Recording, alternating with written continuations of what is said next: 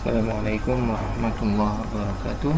Kita berjumpa kembali untuk melanjutkan pembahasan materi kita tentang bab 3, menyeleksi record.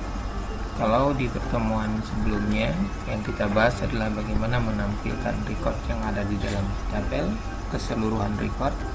Nah, saat ini kita akan masuk kepada pembahasan tentang bagaimana menyeleksi record, sehingga record yang muncul hanya yang sesuai dengan kondisi atau persyaratan yang kita tetapkan. Nah, perintahnya sama seperti kemarin, ada pernyataan select kemudian diikuti dengan from. Nah, sekarang penambahannya ada perintah where. Setelah where diikuti dengan kondisi. Nah, secara umum yang kita sebut dengan kondisi ini adalah persyaratan yang nantinya akan menjadi penentu record mana yang akan tampil. Persyaratan atau kondisi ini biasanya terdiri dari kolom atau field yang terdapat di dalam tabel, kemudian ekspresi, ya, kemudian ada operator atau kondisi pembanding dan seterusnya. Nah, kita akan bahas satu persatu di materi berikut ini. Silakan kita buka aplikasinya, kita login ke aplikasi kita. Baik, pastikan kita sudah login ke user HR seperti yang tertera di sini. Kita menggunakan user HR karena hanya di user ini yang memiliki tabel dalam record yang banyak. Baik, pertama yang kita akan bahas adalah bagaimana menampilkan record berdasarkan berbagai jenis operator yang dimiliki. Ya, operator yang dimaksud di sini pertama kita akan bahas berdasarkan operator pembanding. Operator pembanding ini adalah berupa simbol seperti simbol sama dengan, lebih besar, sama dengan, dan seterusnya. Nah, simbol ini nanti akan membandingkan antara nilai yang kita letakkan di sebelah kanan simbol dengan kolom dan ekspresi yang ada di sebelah kiri simbol. Sebagai contoh, misalnya di sini yang akan kita tampilkan adalah, misalnya kita lihat di tabel yang ada saat ini, saya gunakan tabel employees. Ya, kita coba tampilkan recordnya untuk tabel employees. Oke, ini record yang ada di dalam tabel employees. Misalnya kita tidak mau menampilkan semuanya, hanya record tertentu saja. Kalau kita perhatikan dari output yang ada di sini, misalnya saya cuma mau menampilkan orangnya, yang bagian yang pertama ini dengan nomor induk atau employee ID 100, misalnya seperti itu ya. Maka perintahnya select bintang untuk semua kolom from tabelnya employees where. Nah, kondisi itu terdiri dari kolom, misalnya patokan kita adalah kolom employee ID, misalnya patokannya. Kemudian kita mau mencari yang nilainya sama dengan yang ada di sini, kita gunakan simbol sama dengan misalnya. Lalu tuliskan berdasarkan nomor induk, kita lihat dari tabel ya, dari tabel yang kelihatan di sini hasilnya. Kita misalnya mau tampilkan yang nomor 100. Nah, tinggal tuliskan di sini angka 100. Kemudian dijalankan. Nah, record yang tampil adalah yang sesuai dengan kondisi tersebut.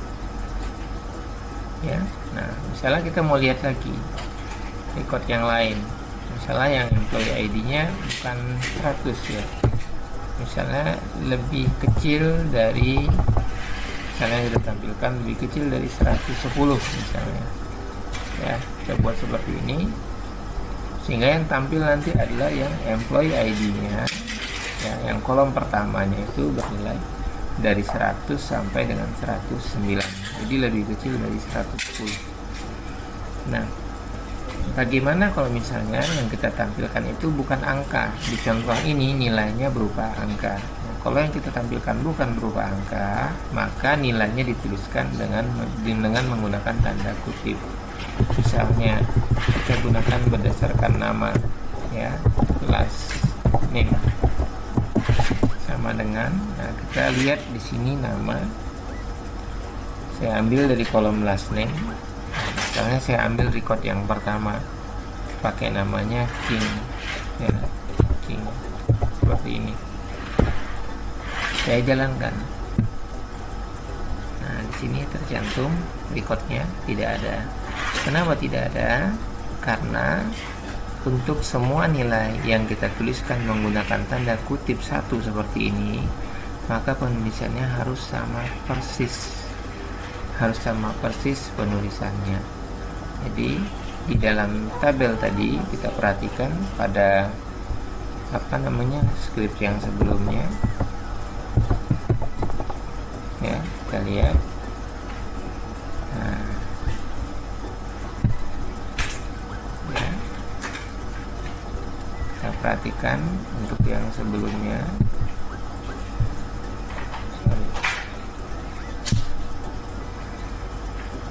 Nah, nama King itu dituliskan hanya huruf awalnya yang huruf besar, selebihnya huruf kecil. Sehingga yang harus diperhatikan untuk kolom-kolom ya, yang datanya atau yang nilainya bukan berupa angka, maka penulisannya harus benar-benar sama persis seperti ini. Ya, tidak boleh berlebih spasinya, tidak boleh misalnya karakternya berbeda, jadi harus sama. Nah, barulah record yang bersangkutan akan ditampilkan. Nah, ya, jadi itu kalau kita menggunakan simbol sama dengan. Oke, kemudian kita lanjut lagi ya untuk penggunaannya. Contoh yang lain misalnya saya contohkan berdasarkan salary. Nah, salary itu ya kita anggap gaji. Gajinya misalnya yang kita tampilkan semua yang gajinya 10.000 misalnya. Nah, kalau untuk angka number ini boleh menggunakan tanda kutip, boleh tidak ya. Tapi kalau dia bukan angka, bukan number, harus menggunakan tanda kutip saja. Oke, kita lihat. Nah, ini semua record yang salarinya nilainya 10.000 ya. Baik, selanjutnya kita lihat lagi ke modul, perhatikan. Nah, jadi selain simbol-simbol tadi, ada juga kondisi perbandingan ya, misalnya penggunaan between ini berarti nanti akan ada dua nilai yang kita letakkan. Nilai pertama yang di sini harus lebih kecil dari nilai yang kedua, ini between. Kemudian ada in, ada like, ada is now. Kita contohkan satu persatu penggunaannya. Baik, misalnya yang berikutnya kita akan tampilkan record khusus yang gajinya antara 10.000 sampai 20.000 misalnya ya. Jadi kita tentukan demikian, khusus yang gaji atau salarinya, ini kolom salary antara, kita gunakan between. Gaji yang pertama kita tentukan 10.000, gaji yang kedua adalah 20.000. Nah, kita lihat recordnya. Oke, ini semua yang tampil pada kolom salary itu nilainya dari 10.000 sampai 20.000. Paling kecil 10.000 jika ada, paling besar 20.000 jika ada. Intinya output yang muncul pasti syaratnya sesuai dengan yang kita tetapkan. Boleh nggak untuk angka, selain angka? Boleh, huruf juga boleh. Misalnya kita mau menampilkan yang berdasarkan abjad nama, bisa juga misalnya first name. Nah, first name kita mau lihat ada nggak orang-orang yang namanya Antara. Saya lihat di sini misalnya di situ ada nama Dan. Perhatikan perbacaan hurufnya ya, huruf besar kecilnya Dan N. Nah, cari satu lagi misalnya John ya, John. Nah, kita lihat hasilnya. Oke, ini seluruh nama yang muncul dari abjad D sampai ke abjad J. Jadi semua nama pasti ada di antara abjad D dia sampai kepada abjad J. Ya, jadi D, E, F, G dan seterusnya sampai J. Nah, Itu kalau dia berupa abjad, berupa huruf. Nah, kemudian ada lagi selain between, yaitu pemakaian in. Ya, pemakaian in. Kita lihat apa bedanya. Kalau between itu nilai yang dihasilkan, dia akan membaca logikanya antara nilai yang pertama dengan nilai yang kedua. Jadi dalam rentang nilai. Berbeda dengan kalau kita menggunakan in. In itu hanya menampilkan sesuai dengan nilai yang ada di dalam perintah tersebut. Ya. Kalau di contoh sekarang seperti between, kita cuma mencantumkan dua ini, nilai pertama, nilai kedua, Dean dengan John, sehingga semua yang muncul dengan urutan abjad di antara kedua nama ini juga akan ikut tampil. Tapi kalau kita menggunakan perintah in, itu yang ditampilkan hanya yang nilainya sesuai dengan salah satu yang kita tuliskan di dalam tanda kurung. Jadi kalau in itu perintahnya menggunakan tanda kurung.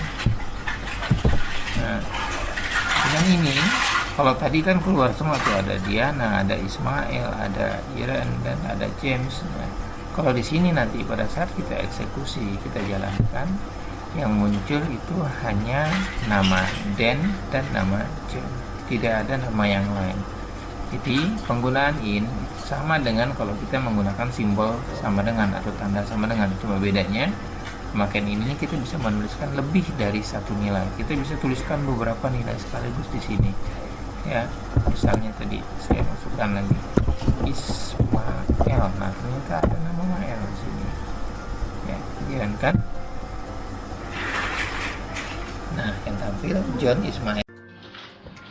Baik, selanjutnya setelah penggunaan in, berikut kita contohkan lagi dengan penggunaan pembanding like. Jadi ada between, ada in, ada like. Nah, kalau like ini kita gunakan untuk menyeleksi record yang kolomnya atau yang nilai di dalam tabel tersebut menyerupai satu format atau satu pola tertentu. Jadi dia tidak menampilkan yang sama persis, tapi menampilkan kemiripan. Nah, di sini misalnya pada saat kita menampilkan nama, ya misalnya pada bagian ini kita contohkan. Misalnya yang kita coba tampilkan adalah si Mael. Nah, kita nggak tahu nama sebenarnya siapa, ya nama lengkapnya siapa. Kita cuma tahu namanya Mael. Nah, kalau ini menggunakan simbol sama dengan, menggunakan between atau menggunakan in, itu recordnya nggak akan ketemu, tidak akan tampil, tidak akan ada yang muncul. Nah, sehingga yang kita butuhkan di sini yang bisa kita gunakan itu adalah simbolnya like. Ya, perintahnya like. Nah, like. Nah, setelah like di sini kita bisa menuliskan pola yang kita inginkan. Ya, polanya bagaimana cara menuliskannya? Dengan menggunakan tanda kutip seperti ini. Ya, lalu menempatkan simbol persen ya sebagai perwakilan dari karakter yang tidak kita ketahui.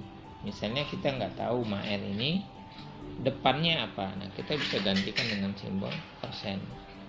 Ya, kemudian kita jalankan. Nah, barulah di sini akan tampil nama Ismail. Ya, kalau misalnya kita cuma tahu nama depannya atau karakter di depannya, di belakangnya kita nggak tahu. Ya, misalnya kita cuma tahu namanya depannya ada isnya misalnya is. Nah, kita nggak tahu is apa gitu ya misalnya.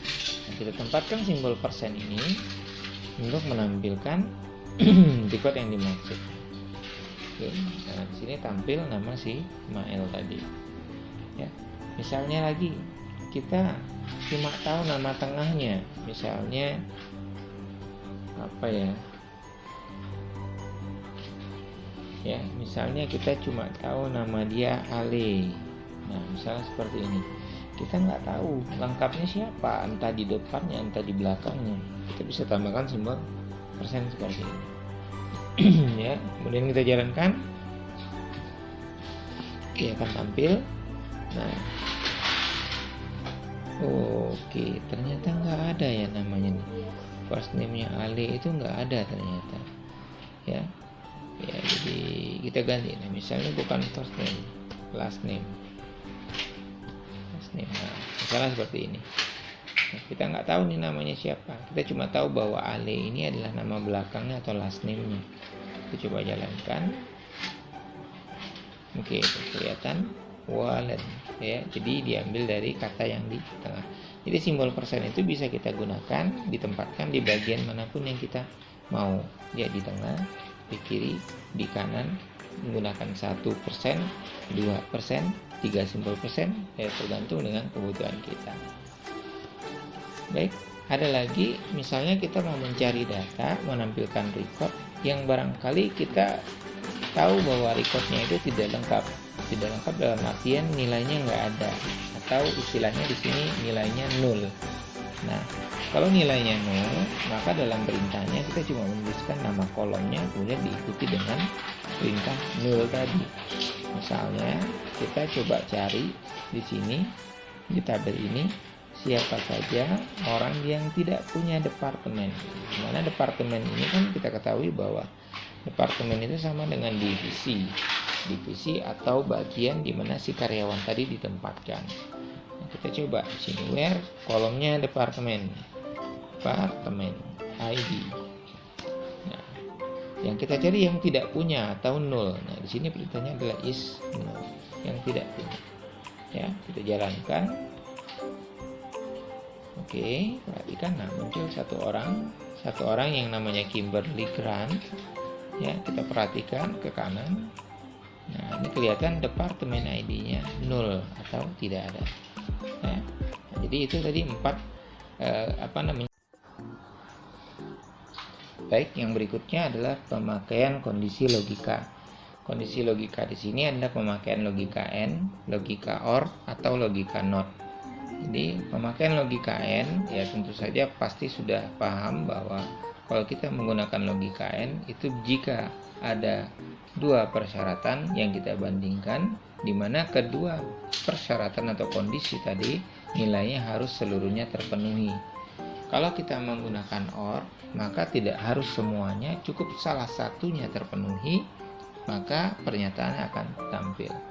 Nah, sebaliknya ada juga pemakaian NOT. Nah, kalau NOT ini adalah ingkaran, jadi mengingkari kondisi yang ada. Baik, kita contohkan. Nah, pemakaian kondisi kondisi logika ini dikarenakan syarat atau kondisi yang kita gunakan lebih dari satu. Nah, di contoh yang tadi kita hanya menggunakan satu kondisi. Nah, kalau sekarang kita coba menggunakan beberapa kondisi. Misalnya saya mau menampilkan nomor induk karyawan, itu menggunakan kolom employee ID. Ini saya jadikan sebagai nomor induk karyawan. Kemudian saya tuliskan lagi di sini misalnya kolomnya last name. Ini untuk nama. Kemudian saya tampilkan lagi salary, ini untuk gaji. From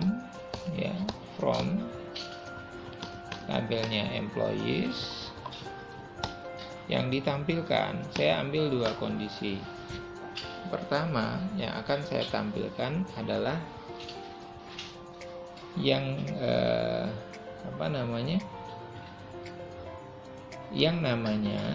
namanya kan last name kolomnya nih, berawalan dengan huruf, misalnya huruf S. Nah, saya mau tahu huruf S. Nah, pakai like, karena yang kita tampilkan hanya yang mirip di depannya, yaitu menggunakan huruf S. Namanya semuanya berawalan huruf S, N, dan gajinya, salarinya itu kurang dari 10.000. Nah, saya mau lihat yang dapat gaji kurang dari 10.000 siapa, tapi namanya diawali dengan huruf S. Nah, ini dua syarat. Syarat pertama namanya harus berawalan huruf S, syarat yang kedua gajinya harus kurang dari 10.000. Kita lihat. Oke, ini orang-orangnya. Ya, jadi ada 9 orang yang namanya berawalan dengan huruf S dan gajinya semuanya kurang dari 10.000. Nah, jadi dari sini udah jelas terlihat bahwa kalau kita menggunakan logika AND, maka yang ditampilkan itu harus memenuhi semua syarat yang kita tetapkan, semua kondisi yang kita tetapkan. namanya harus seluruhnya berawalan huruf S, kemudian gajinya harus semuanya kurang dari 10.000. Ini kalau kita menggunakan menggunakan logika N. Nah, lalu bagaimana kalau kita gunakan logika OR? Nah, kalau kita menggunakan logika OR, maka yang ditampilkan itu yang penting memenuhi salah satu dari dua kondisi ini. Tidak harus keduanya. Jadi cukup salah satunya saja. Misalnya, ya, yang ditampilkan adalah yang namanya berawalan huruf S, walaupun gajinya nggak sampai 10.000, walaupun gajinya misalnya lebih dari 10.000, tapi jika namanya diawali dengan huruf S, maka recordnya muncul. Sebaliknya, mungkin namanya tidak berawalan huruf S, tapi karena gajinya kurang dari 10.000, maka recordnya ikut tampil. Kita lihat di sini 9 record. Kalau kita menggunakan OR, pasti recordnya lebih banyak. Oke, kita lihat di sini. Namanya tidak berawalan huruf S, tapi gajinya kurang dari 10.000. Namanya tidak berawalan huruf S, ya, misalnya yang Pak Fit ini, tapi gajinya 9.000, jadi kurang dari 10.000. Lalu ada nggak yang lain yang misalnya gajinya ternyata lebih dari 10.000? Ada atau tidak? Kita lihat, kita scroll ke bawah, ternyata nggak ada. Ya, nggak ada. Semua gajinya ternyata yang tampil, ya, gajinya semuanya di bawah 10.000. Ini kebetulan kasus seperti itu. Ya, jadi walaupun dia tidak berawalan huruf S untuk namanya, sepanjang gajinya masih kurang dari 10.000, maka tampil datanya seperti di depan. Ya, nah, ini pemakaian OR. Oke, untuk yang berikutnya, ya, selain penggunaan N dengan OR, kita ada juga penggunaan NOT. Nah, kalau NOT ini mengingkari atau kebalikan, dan biasanya penggunaan NOT ini dipasangkan dengan pemakaian yang tadi, between, in, like, atau null, sehingga penggunaannya biasanya dipasangkan jadinya not between, not in, not like, not null.